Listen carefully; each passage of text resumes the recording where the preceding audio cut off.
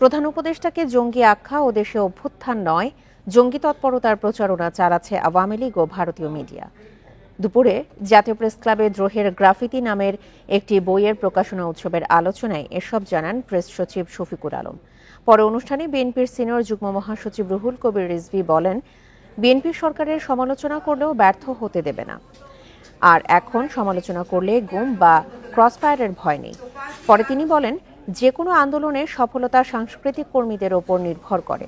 যারা ফ্যাসিস্ট সরকার পতনের পর গ্রাফিতি করেছেন তারা অসাধারণ কাজ করেছেন। এর আগে প্রেস সচিব শফিকুল আলম বলেন, গ্রাফিতির বই গুরুত্বপূর্ণ, সবকিছুর ডকুমেন্টেশন করা হবে। 15 বছর লড়াই করা হয়েছে, সামনে আরও 15 বছর প্রয়োজনে লড়াই করা হবে। 15টা বছর ছিল, সেটা সবাইকে জানাবো। প্রত্যেকটা ক্যাম্পাসে সেমিনার করব।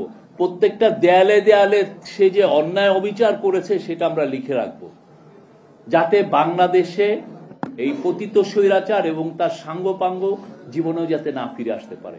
অন্তর্বর্তীকালীন সরকারের নানা কাজ দিয়ে আমরা সমালোচনা করব, আমরা কথা বলবো, কিন্তু তারপরেও ডক্টর ইউনূসকে আমরা ব্যর্থ হতে দেব না।